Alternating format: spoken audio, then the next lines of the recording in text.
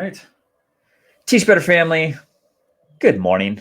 I have had the pleasure of recording with Ray twice today, Woo! and I don't know how my day is going to get any better. I think it's only downhill from here, but I mean, my morning was jam-packed with the Today Show. Then we've got the Admin Mastermind, and wow, now Yeah. this recording. Ray, this group of administrators are so phenomenal. It was such a good conversation, and just so everyone knows, it is December and it's kind of a stressful time. Yes. So December 5th. December 5th, and to have that many folks there, taking time out of their busy days was awesome. The collaboration that occurred was phenomenal. And so just so folks know, this month we don't have a theme, but what we're doing is we're taking from the group, from Facebook and from the Boxer group, anything that's going on in your campus or in your district, and we're trying to help and support. And I definitely feel like that occurred this morning, Ray. Yeah, I love this new format. I think themes are great. I love the professional learning that occurs, but with this group being a private Zoom that only administrators are a part of, having these topical conversations of whatever seems to be going on in that moment and having educators share resources, good brainstorming right there. Love that. So we did something fun as far as the first question, like we always do. And so I asked about activities that were occurring during this month, because obviously there's a lot of holidays going on right now. And so just wondering, what are they doing to bring joy to the campus, both with the staff and with the students? And there were a lot of ideas that were thrown around verbally and in the chat. And so do you remember any of your favorites? I think it was an interesting conversation because everybody does something different, right? Isn't that kind of cool to think about that almost every single school in the United States, let's just say specifically, is going to do something special this season. And the ideas were flowing, everything from Santa coming into the school to like little challenges to finding, little games that people were playing throughout the week.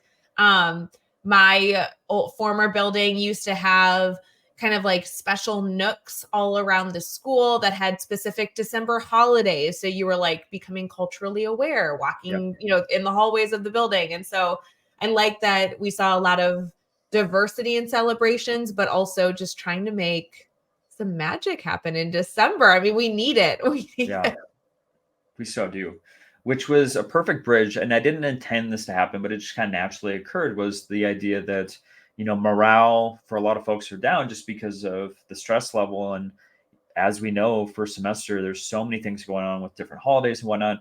It seems like there's so many things jam packed in such a small, short time span. And so, that went into the conversation of this problem that one of our admin was having with just trying to coach a young teacher through a lack of passion. They were kind of trying to rediscover their why. Like, why did I go into this profession? Is this something that I want to do long term?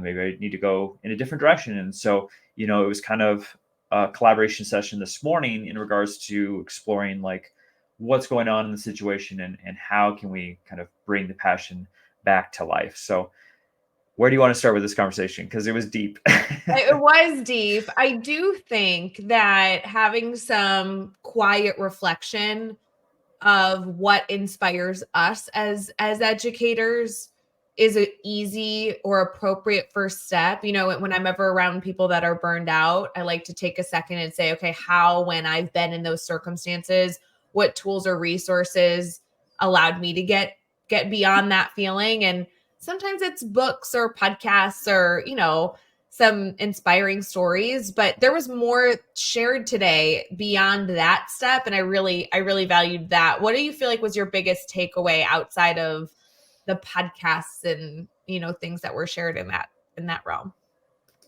Well, I liked that they had talked about like finding the root causes by like exploring. So one of our admin was talking about doing like drive-bys. So going into the classroom, asking some really crucial conversations, which was more than just like, how are you doing? Right? It was like spending time and basing that time on trying to dive in their world, but then also making a point to share positives, because I think a lot of educators in general, they're the worst own enemy, right? I mean, we tend to beat ourselves up. And so to hear from your leader, all the positive things that are going on in your classroom, I think is extremely helpful.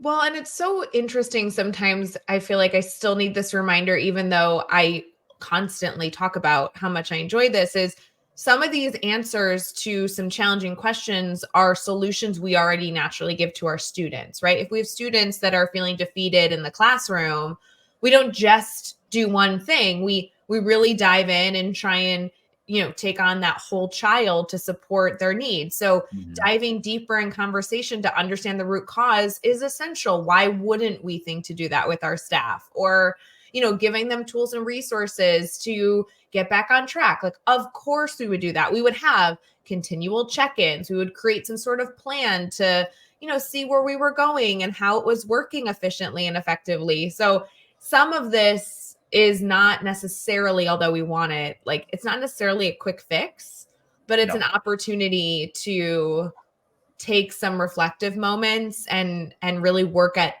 supporting the person holistically, not just the one surface level issue they might be having. One of the things I know that was brought up that I really like, Josh, was again going back to that like mentorship opportunity, partnering Mhm. with, you know, a passionate team member, or Yes. I don't know, an educator that can just maybe do the work with you.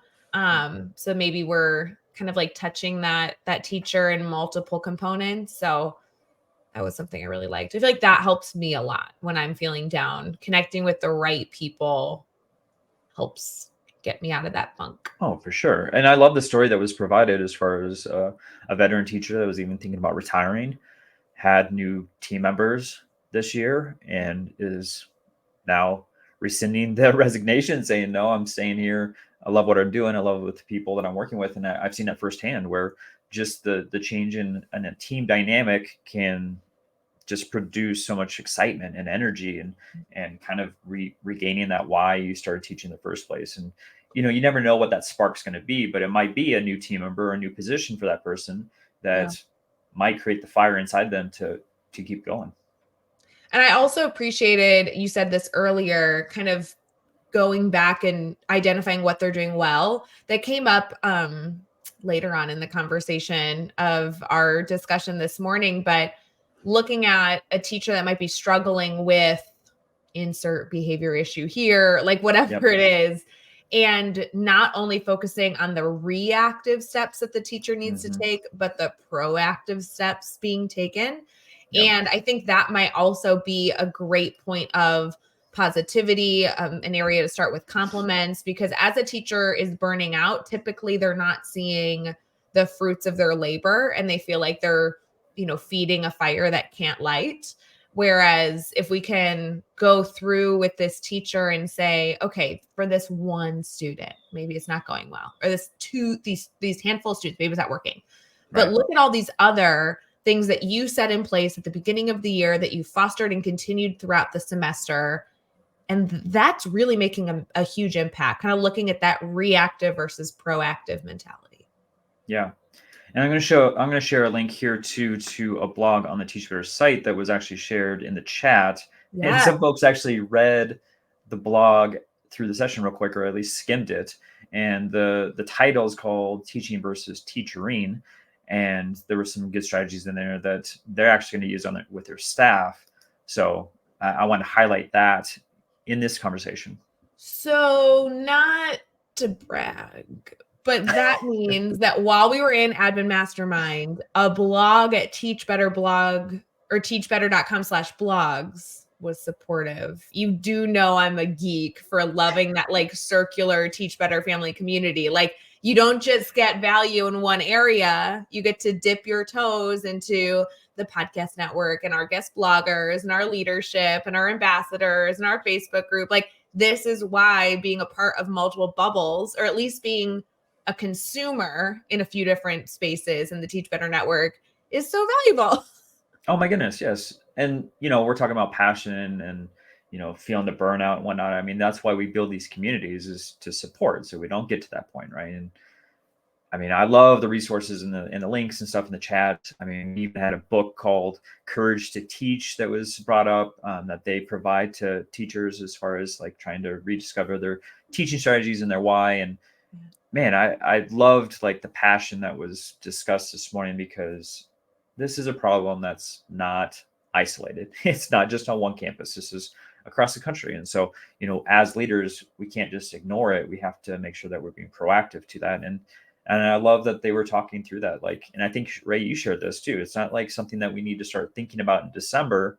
This is something we need to start thinking about in the summer so that we're prepared, because we know this is an ebb and flow profession. We feel great in August and then we don't in December, and we don't in February. And there's like these certain points in the calendar that are really difficult. So I love your idea of being proactive prior to the year.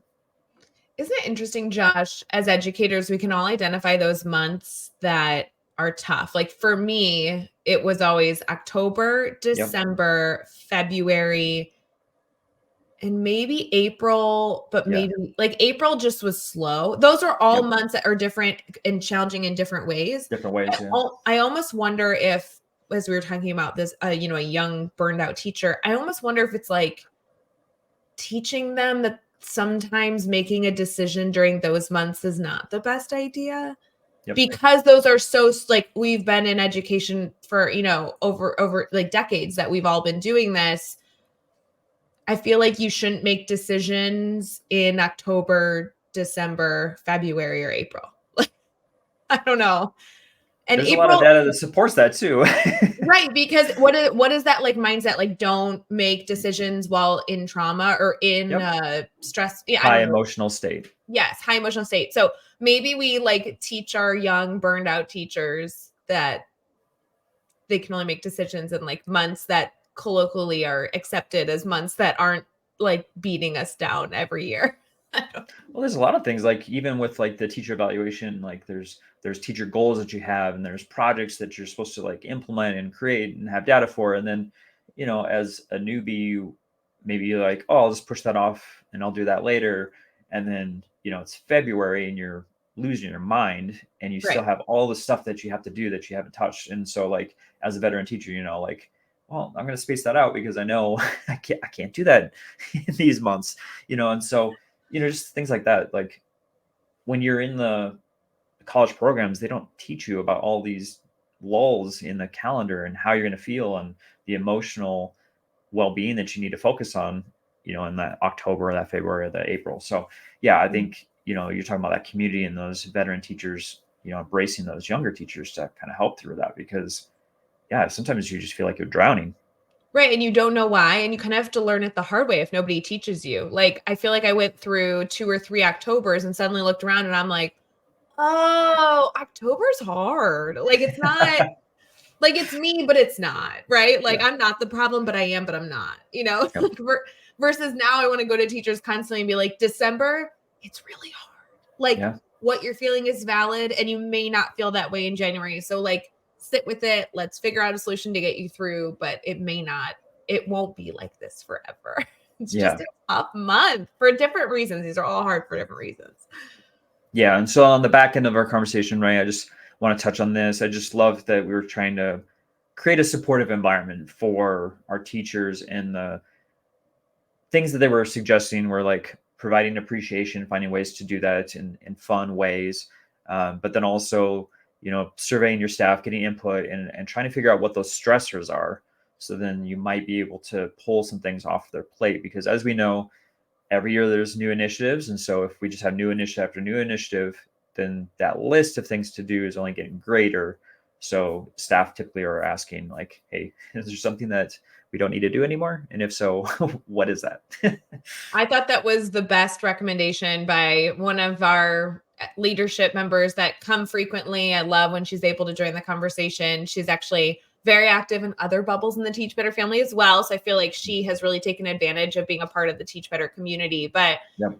the discussion of surveying staff and getting that data, I think says wonders about not only her leadership style, but also how we can be as effective and efficient as possible. As a principal yourself, what are your thoughts on that? Yeah, I thought, this one person had brought up a couple things that we had implemented on our campus, as far as like changing committees, to make it so that the staff was essentially creating the expectations for that, and what they wanted to touch on the campus. I thought that was brilliant. So a lot of things that were discussed with this person specifically was, really trying to get the stakeholders involved so that it's not coming straight from the leader all the time. And that's a beautiful thing. So, obviously we don't want to put more on their plate, but at the same time, like teachers know, like this is a culture I want to build up or change. And so I want to be part of that. And so, if we can give those avenues, and just a shout out to the admin group also, this survey that this admin sent out to their staff was actually constructed with this admin mastermind group. So it was something that, she heard from someone else, took it, if you will, stole it with permission and We sent it all out. do. And We all do yeah, it. that's what we do as educators, right? Like, why reinvent the wheel? So that's what this admin mastermind group is all about. So if something's working for someone else, maybe I'll take that, I'll use it for myself. And she's seeing great dividends to that. So kudos to her. Super excited about what they're going to find as far as like the stress points, and then also as an admin staff, how they're going to address that. So yeah.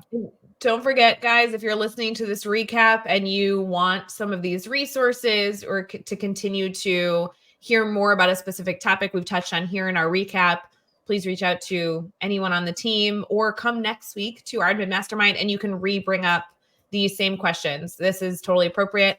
Oh, duh, Josh, and the Facebook group, jump in there right now and be like, hey, I was watching the recap with Josh and Ray. They brought up this topic. Somebody give me that resource. Send it my way.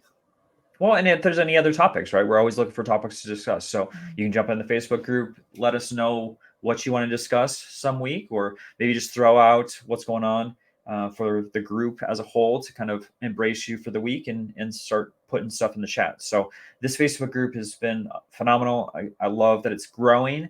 I love the conversations that are happening there, and looking forward to finding new topics for the upcoming weeks. Just so that I'm going to throw this up here. Join us every Tuesday morning, 9 a.m. Eastern time. So if you're jumping into YouTube and seeing this for the first time, you're an admin and looking for support, you can go over to teachbetter.com/mastermind. It is free. You'll get that Zoom link and a whole community to support you. So Ray, I appreciate you supporting me, the Teach Better team, and all of these admin every single week. And just appreciate your not only attendance, but your wisdom that you share during that wonderful hour. You're the best, Josh. And I was excited to be live with you on Teach Better Today morning show too. So let's just keep doing this thing. Oh, we got more? We're going to record more? We're going to keep doing just more and more together. Yeah, it'll be good. Well, maybe they'll see us tomorrow. Oh, fingers crossed. All right. I hope everyone has a wonderful week. Bye, guys.